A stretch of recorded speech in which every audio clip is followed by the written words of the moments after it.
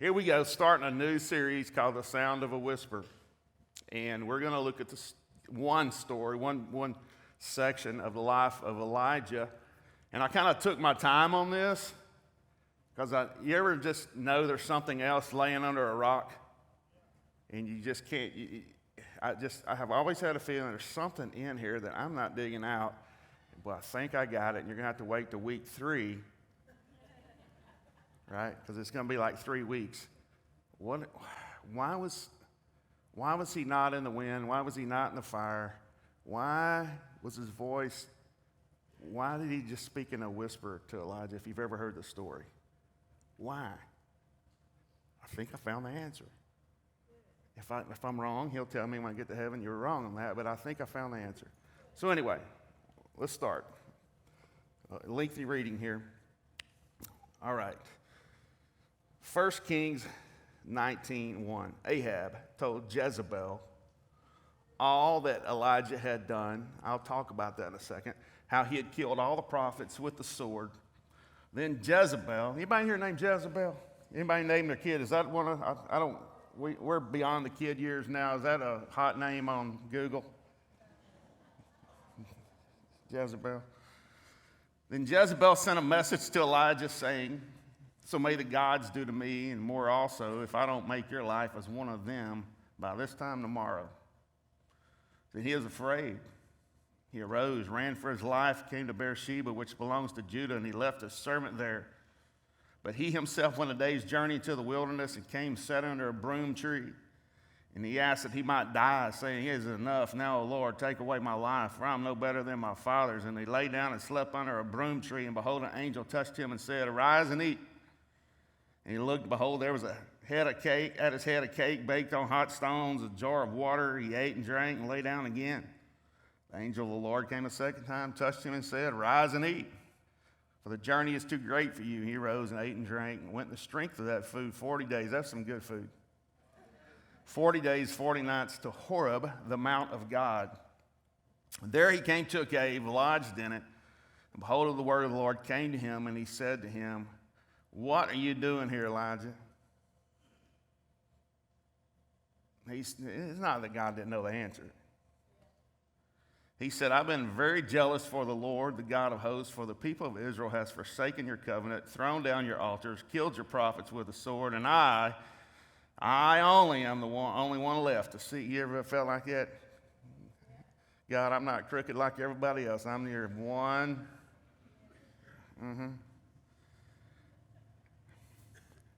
I'm the only one. Take my life. He said, "Go out and stand on the mount before the Lord." And behold, the Lord passed by, and a great and strong wind tore the mountains and broke in pieces the rocks before the Lord. But the Lord was not in the wind. And after the wind, an earthquake. The Lord was not in an earthquake. And after the earthquake, a fire. The Lord was not in the fire. And after the fire, a sound of a low whisper. You ever been in a crowd and people are whispering? Looking at you. That's uncomfortable, isn't it? And when Elijah heard it, he wrapped his face in his cloak, went out and stood at the entrance of the cave, and behold, there came a voice to him saying, "What are you doing here, Elijah?" He said, "I've been very jealous for the Lord, the God of hosts, for the people have forsaken your covenant, thrown down your altars, killed your prophets with the sword, and I'm the only one left to seek, and they seek my life. Take it away." And the Lord said to him, "Go, return on your way to the wilderness of Damascus, and when you arrive," and God begins to tell him what he has laid out. Now, I won't read all that because there's names in there that are not from the South. Had a buddy of mine just graduated from seminary. I didn't go to seminary. They didn't want me. But he was trying to tell me some of this, and he couldn't pronounce them either. I said, "You spent 4 years and $150,000, and you can't pronounce them, so I don't feel bad." Let's talk about this.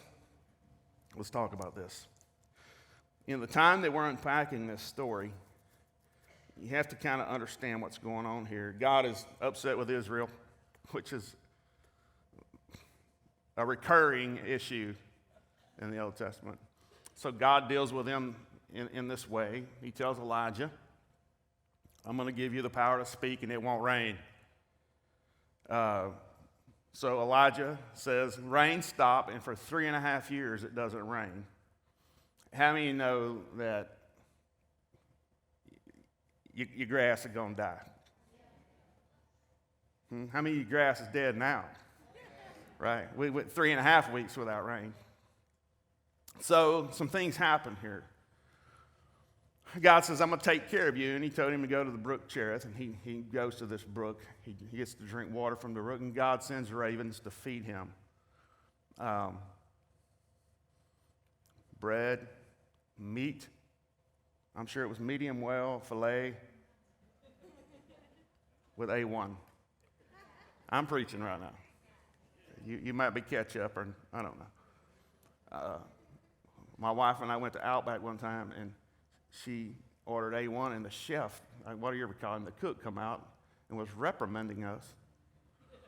In a moment of fleshliness come over me.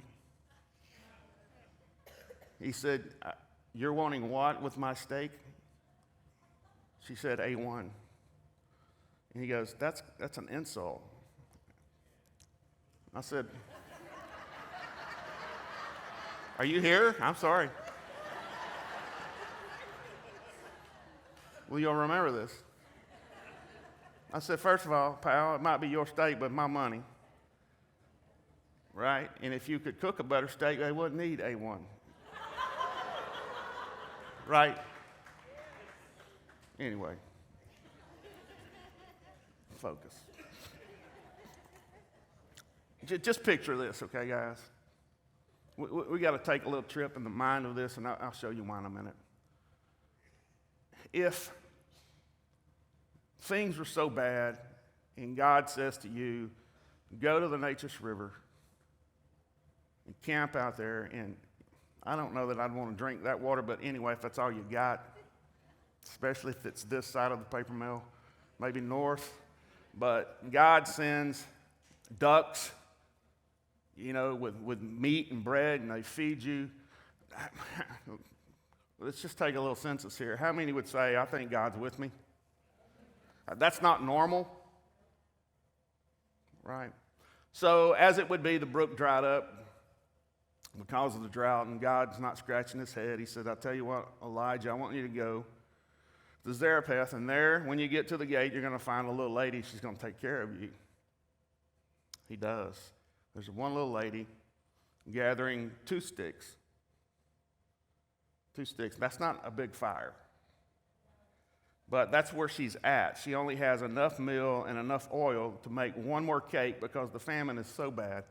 She tells him, this is all I got. He said, would you make me a cake and you can have the rest? And she says, really,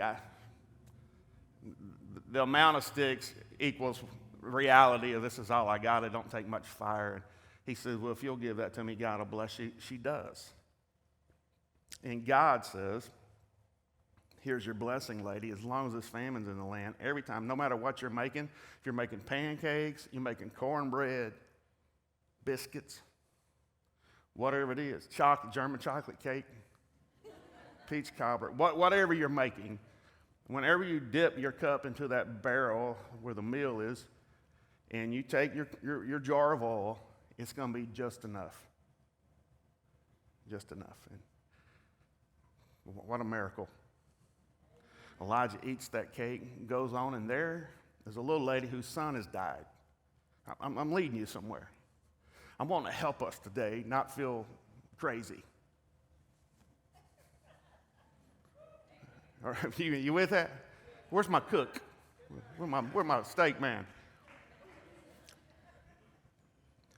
Goes there, the child is dead. This lady has prepared a place under her house for the prophet. When he comes by, he have a place to stay. And she says, my son is dead. Elijah lays himself on top of this boy, hand to hand, foot to foot, and I guess gives him the first story of CPR. We don't know, but he breathes into this kid, and this kid comes to life. Now look, if the birds didn't do it for you, and the cake didn't do it for you, I would feel pretty confident God is with me. Come on, somebody, would you? You know what I mean? Then he goes to Ahab. We're starting to get this name, King Ahab, who was really, his wife was really king. You know, that didn't just start happening today. And he challenges them because Israel has turned their back on God. They're worshiping other gods. And Elijah's going, I have to get Israel's attention that they will know that Yahweh is the true God. And so he challenges the priest of Baal. That's who they worship, was Baal. That's this god of Baal. And he says, this is what we're going to do. Some of you know the story, some of you don't. And it's leading up to this point here where we just read. He builds an altar, okay? They put the wood on it, sacrifice on it, and they said, here's what we're going to do. You call on your God, you get to go first. He was a gentleman. And the God who answers by fire, in other words, when fire falls from heaven and takes the sacrifice, we'll know that's the one true God. They do. They start dancing around, chanting, doing their stuff, twerking. They're getting creative because nothing's happening. And Elijah starts taunting them. Maybe your God is deaf. Maybe he can't hear. Maybe he is asleep. And then they start cutting themselves. You know, if twerking won't get his attention, maybe cutting will. And they're cutting, nothing happens. And they finally give up. There's 400 of them. They finally give up. And Elijah takes a precious commodity, water. Folks, we're in a famine. Water's precious. Okay? I have a buddy that lives in San Antonio, just got a ticket because he lives in one of them neighborhoods. They wrote him up for watering his grass. He's from Vidor. I said, you won't move back, don't you? Right? Elijah rebuilds the altar, puts it on, digs a trench around it, and takes a precious commodity and pours it in that trench, drenches the altar. He's upping the ante. And he said, let the one true God answer by fire. He doesn't cut himself, he doesn't twerk, he don't dance, he don't do nothing. Boom! It laps it all up. Water, wood, fire, sacrifice, everything.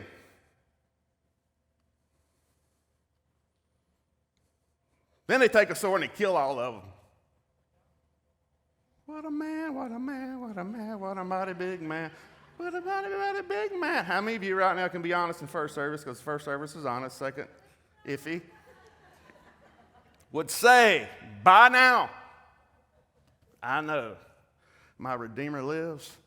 I know my God is with me. I know my God is all powerful. I know my God can do anything. How many in this house here on first service, Mark, would have no doubt?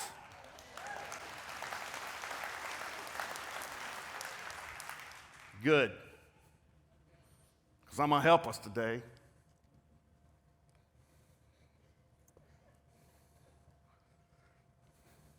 Elijah's living in a time a lot like today. The questions are, do I believe in God? But it's gone much more than that today to which God do I believe in? How do I choose between all the spiritual claims and all the things you hear? And so Elijah, his story here is going to define what the real God looks like versus others. At this point in history, Ahab and Jezebel are the king and queen of Israel. They have established idolatry. They've established the worship of false gods. And Baal has become the official religion of Israel at this time in history. Elijah does what he does. He does it in front of all of Israel, thousands of people. The fire. It's just not him, and all of Israel is seeing what is going on. They're watching God perform this miracle. They're seeing these priests get defeated. They're seeing all of this.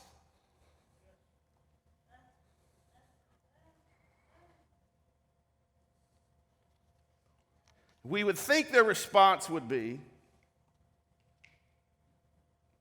God is the one true God. You would think that they would renounce everything.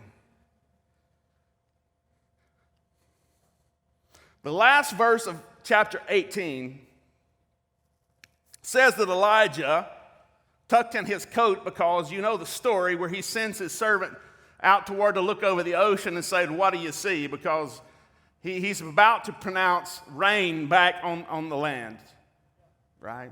And he sends his servant. He says, go tell me what you see. And his servant comes back. I said, I don't see nothing. He goes, go again. I don't know how far of a run it was.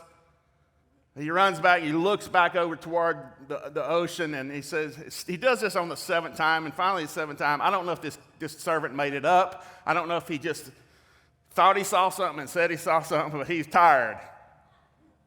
Come on, somebody. At the seventh time, he finally comes back and says, what do you see? I saw a cloud the size of a man's hand. Could have been a bird, could have been a spot on his eye, his blood pressure could have been up. He had swimmers. I don't know. But off of that, watch this. This is just another miracle.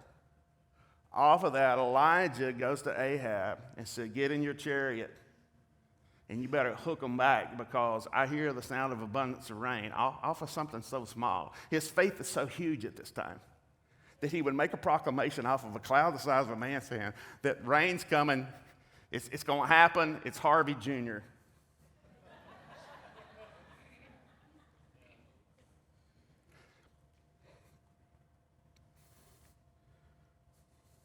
He outruns the chariot back to Jerusalem.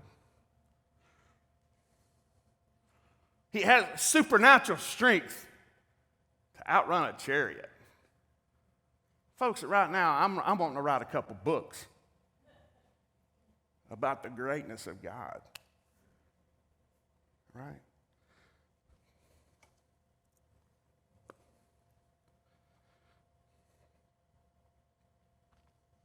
Jezreel is the capital at this time, and Elijah is a marked man. Watch this. He runs ahead of the chariot. He gets to Jezreel. Ahab and Jezebel have been trying to kill him. Why in the world, watch this, why in the world would he run right into the capital, the home city of the very ones wanting him dead, when there was a price on his head?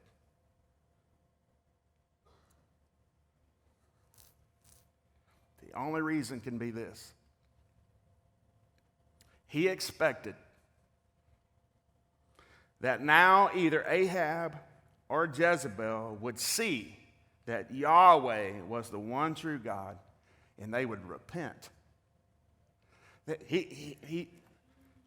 by now he's thinking, there's no way they can deny what I've been telling them. That God, Yahweh, is the true God. Baal is dead. Or he would think the people would believe it and overthrow them. He's running right back into hostile territory because he's so full of faith that right now, hey, nobody can deny this. Not even second service.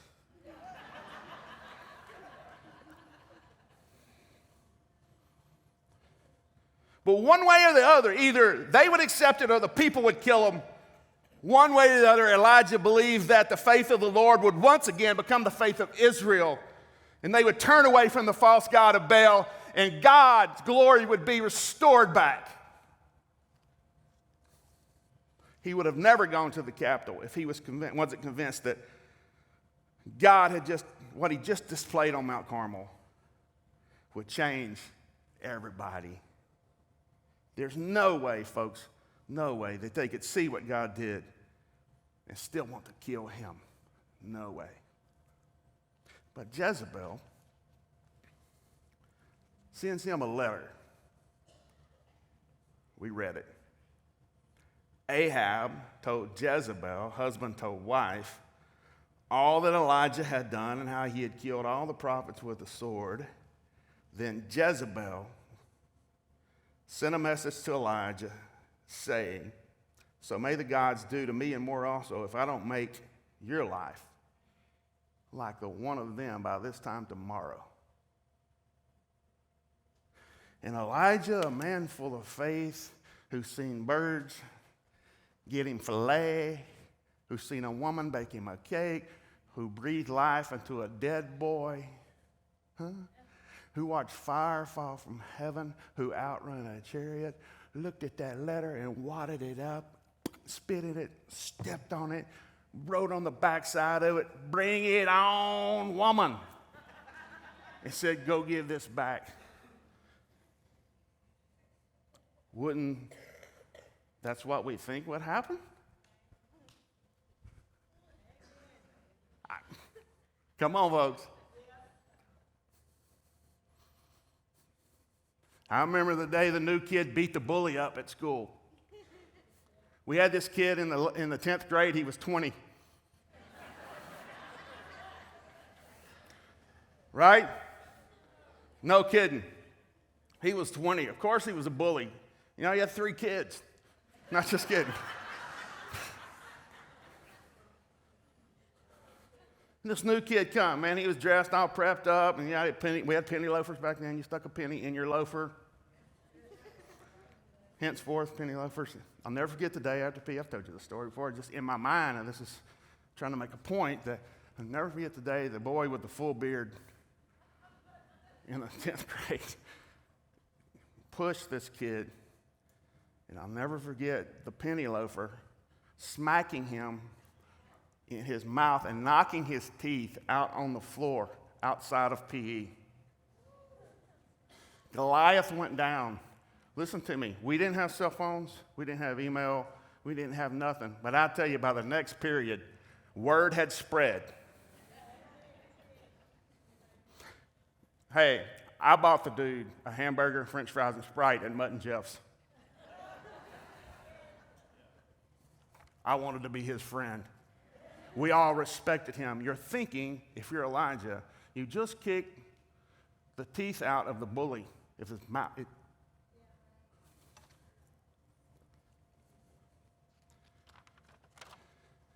sends a letter, and Elijah runs off in the desert. Feeling less crazy? Well, huh? He's running toward Mount Horeb. Huh?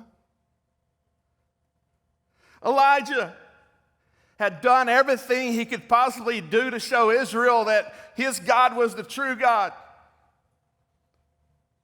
And not even Israel nor its leaders were fazed by it. They were not impressed by it. The people who experienced all of this to this point didn't rise up against Ahab. They didn't rise up against Jezebel. They didn't overthrow them.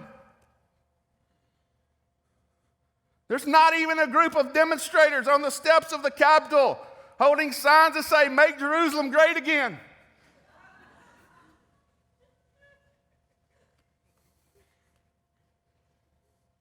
Elijah had given the greatest sign he could have given to the people, and nothing had changed. If anything, it made matters worse.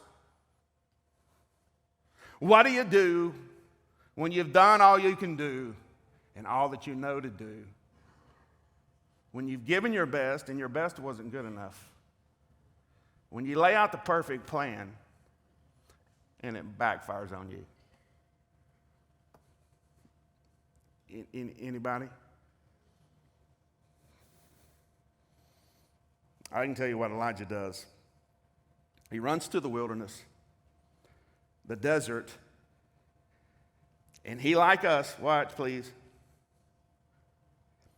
he runs from danger to dryness.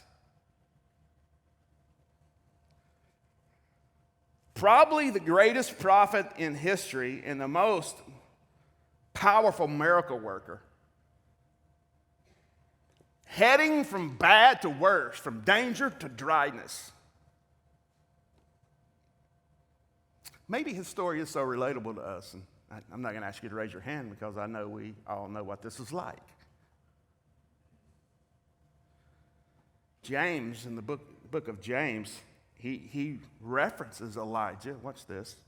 And he says something in verse 17 and 18 of chapter 5. Elijah was a man just like us. Oh.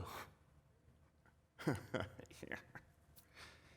You go and I ain't ever had a bird feed me unless you got a pet bird.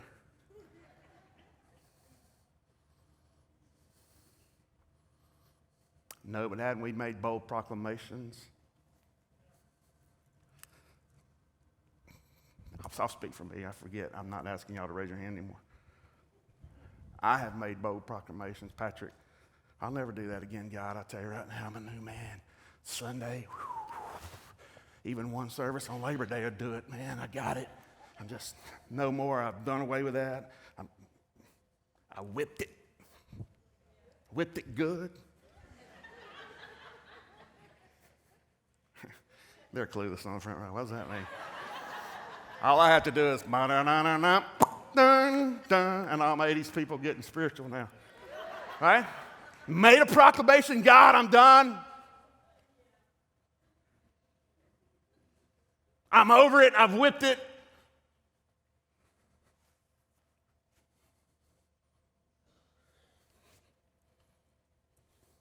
And the next thing we know, we're in a place of dryness. See, we're going to relate to this man more than you know because he is a man just like us who can see God demonstrate his power 1 minute and run to the desert the next. It's amazing in a matter of hours how you can go from spiritual fruitfulness to dryness. Wells of water springing up in me to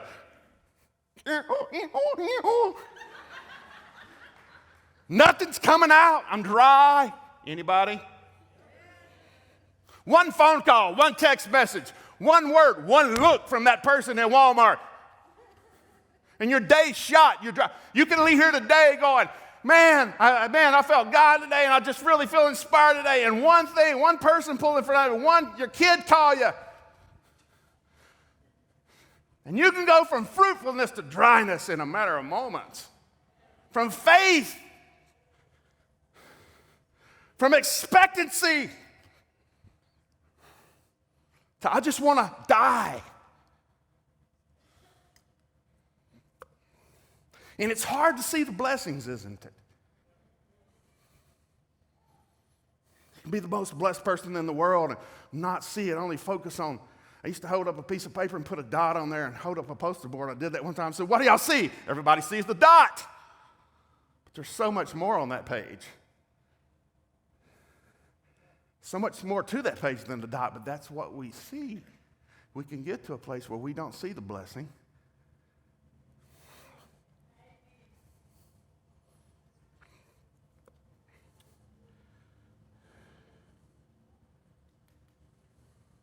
He runs. He hides. You know, when we reach a milestone, attain a goal, marry the love of our life, that one person that was God created for us, you know, that one guy told me, I'm just waiting for that one person that God created for me. And I said, man, I hope you don't mess it up and marry the wrong person because you've just altered history for everybody else if there's just one person and somebody else got her and you got somebody else's. Anyway, maybe y'all believe that, but anyway. Since Angie and I have been married 33 years, she's lived with 5 different men. They all been me. All right. You know when you receive God's this prayer you've been praying and you see it come to pass, you see it answered, right? But then these things don't bring us the fulfillment we expected. I got the knight in shining armor. He come in on his white steed, threw me on top of there, and then that steed, white steed, that's a horse. He pooped, and I had to clean up his poop. When our disappointment leads to a desert place, and there we experience dryness, and dryness turns into depression. And depression brings with it the inability to construct or see a future. Depression, I don't know if you've ever dealt with this, but I have. As a matter of fact, if you've never been to Turning Point, guess what? We deal with this. We talk about real life stuff, and I've dealt with depression. Elijah is in a place of depression. I'll show you this. But when you're there, you can't see a future. You can't recognize your blessings, and you can't see down the road. All that you can focus on is everything that could possibly go wrong. You start feeling things that aren't true, seeing things that aren't true, expecting things that aren't true.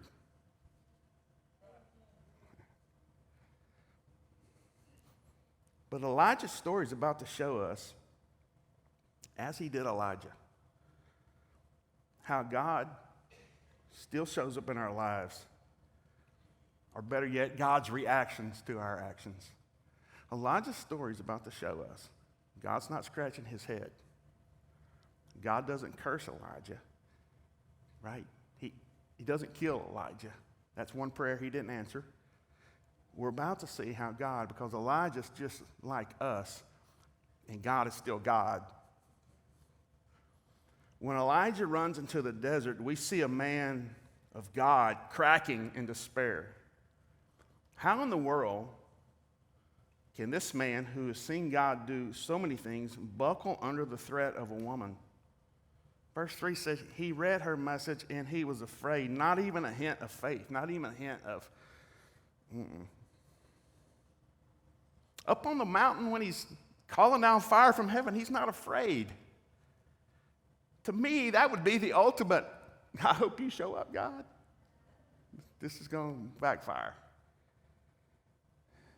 He wasn't afraid to put God to the test. He puts God to the test and he taunts them to their face. He's just so full of, I trust God.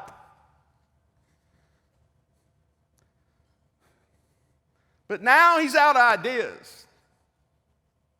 That was my best and that didn't work.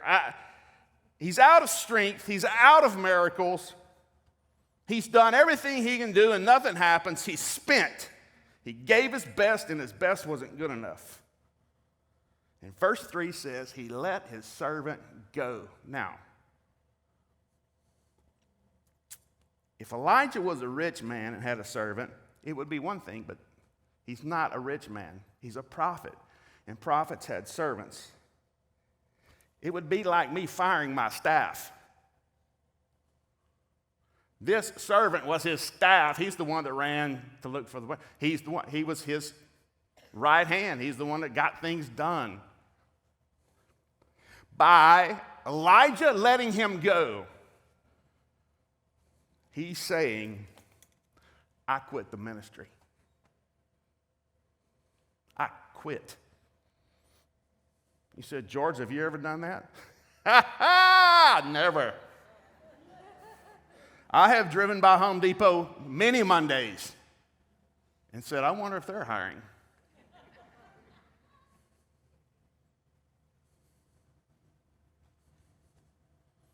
He's saying, I'm done, I quit, I've done all of this. Where are you? And in verse 4, he says, God, take my life. Now, in a crowd this size, I can guarantee you that there are people who have experienced this darkness and said, I'd rather die.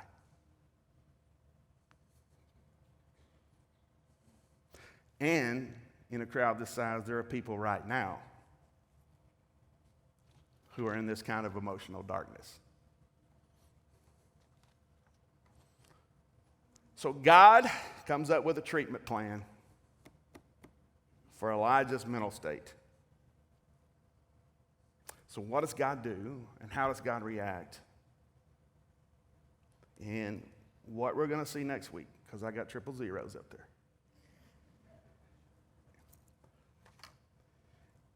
we're going to see something. God's going to reveal his incredible mind and his plan. And that he has a plan for every season, please hear me, of our lives. There are some seasons where you can pour out. There are some seasons, somebody needs to hear me today, where it's time for you to get poured into. Hello. Listen to me. Listen to me. Listen to a 57-year-old man who has burnt up many engines because I did not pay attention to my dashboard. I won't do that no more. Listen to me. God has a plan for every one of you, no matter what season you're in. If it's the season that Elijah got to that said, just take my life, I'm done, I can't, this emotional stress, pressure, God has a plan for you. Maybe today you're standing on the mountain calling down fire. God has a plan for you. Maybe you're sitting by a brook. I don't know where you're at. Maybe you're in the cave we're about to read about. I don't know, but God, listen to me, shows up in every season. And it's not always with the earthquake. It's not always with the fire. It's not always a great wind.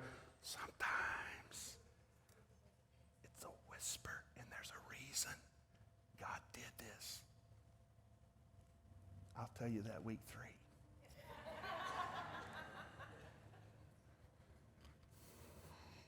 Stand with me. Father, it's so easy to trust you when fire's falling and birds are coming and lives are being restored and widow women are baking us cakes. And really, that requires no faith when all that's happened so instantaneously. Elijah's in a place now where he's really having to rely on faith. Many people are here today. Some are in a very, very, very dark valley, emotionally. I pray today that they would realize you have a plan, you have an answer. You won't turn your back. You haven't turned your back on them in this situation. They're not crazy. These are life issues in a season that they're in. Right? The enemy wants them perished, but God still has a plan. So he doesn't answer the question, and he doesn't respond to, just take my life. God's going, no, I still have a plan for you. That's the enemy's desire, but I have a plan for you. And my friend, God has a plan for you. He does. You can't see it right now. It's the darkness of my mind, but God is right there with you. He has not left you. He has not forsaken you. I pray especially for you today, and I just feel drawn to this so strong. I pray especially for you, sir. You just feel like everything you've touched recently has fallen apart. People you relied on has left you. You've just fallen apart and just, listen to me. God has not forsaken you, and he still has a plan for you. Ma'am, you're beautiful in his sight. You're beautiful in his eyes. You're his creation. Let me tell you right now, you're on the potter's wheel when he gets through with you. You're marred right now, but he like the potter, says, it's good to make it again, and God's recreating your life right now, and it's going to be so beautiful. You're not even going to recognize it when you look in the mirror and go, how did this happen? I'm going to tell you, the potter took hold of your life, and he recreated you. The enemy does not want you to see that. Focus on now. Focus on now. Just look at now how bad it is. And God's going, trust me. And we're going to see next week what that looks like. Father, just minister to us. Holy Spirit, minister to those people that are in this place right now, feeling that weight, feeling that darkness. Holy Spirit, breathe strength into them right now. Let them open their hearts to you and breathe strength in them right now. Let them feel, for the first time in maybe a long time, hope, joy, peace, that you are with me. We love you today. We thank you for who you are. And in Jesus' name we pray. Everybody say amen.